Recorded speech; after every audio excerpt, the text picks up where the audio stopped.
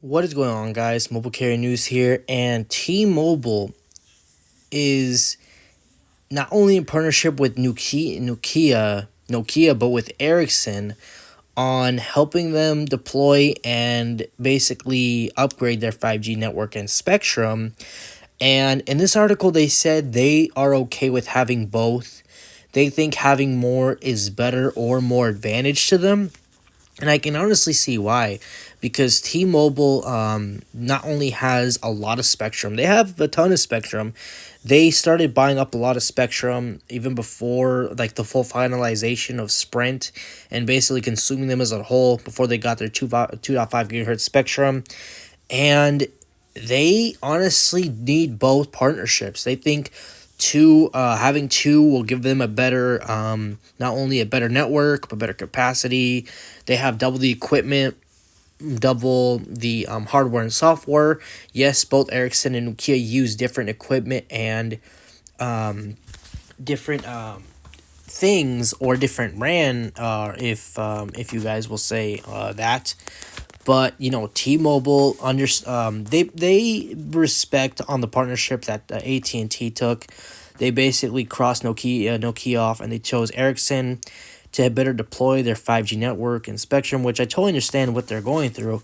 But T-Mobile believes that they will be fine with both. They don't need to do a copy and paste on AT&T. They think both is fine, and that's really good for T-Mobile because they really need both partnerships. I'm not saying T-Mobile is like behind on what they have or what they don't have compared to them just leasing towers, which there's nothing wrong with leasing towers. They do have some of their own towers now because of the Sprint with merger. But T-Mobile, they said they're going to be more powerful and more stacked up on buying up and having multiple partners, and that's good for T-Mobile. They don't have to really copy on what the other companies are doing. T-Mobile is fine on their own. They should honestly be good to go. I don't see what issue T-Mobile could have. And this goes back to their spectrum layer cake, because they bought a lot of spectrum. They were talking about their layer cake. I believe it was, I think, 2 years ago. They were really going off on it, saying, "Oh, we have this kind of layer. We have low band, mid band, and high band spectrum, and all carriers are using all three, but they're using it very differently. And with the help of Ericsson and Nokia, T-Mobile should be good. They've actually been accelerating with both Nokia and Ericsson for the past few years now. They've been up in atoms, improving their software network and all in all.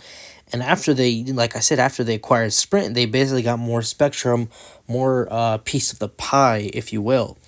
And T-Mobile is they're basically waiting on that one.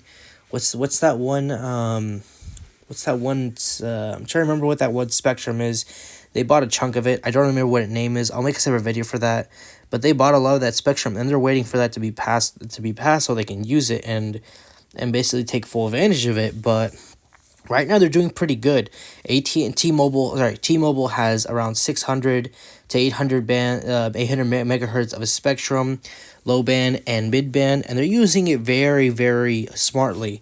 With right now 2023 going into 2024 and 2025, they have a chunk of it. They bought 3.45 gigahertz of C-band spectrum licenses, enhancing its 2.5 gigahertz holdings, and it's not stopping there. They are deploying more spectrum, more dual band radios, and they're not stopping. They're honestly getting faster and faster with the pace. With each day that goes by, they keep rapidly improving the network, and they improved it for all, and they've been going crazy at it.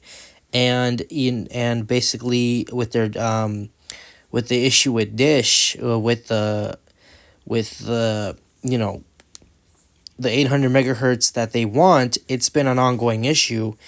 And basically T-Mobile and Dish have had enough. There's a deadline for April 1st, 2024 to complete that transaction, and I'm very curious to see. So I think T-Mobile is playing smart with this, and this is just going to help them improve their network as a whole, having both vendors on the line with them instead of basically, doing what AT&T is. Now, don't get me wrong, AT&T's accomplishment is huge, but T-Mobile is basically saying they can do it just as big, having both instead of ditching one and having the other with a couple $1 billion invested into it. And I think T-Mobile is playing it smart here. So let me know what you guys think about this. Hope you guys enjoy this video. Subscribe for more videos like this, guys, and I'll see you guys in the next one.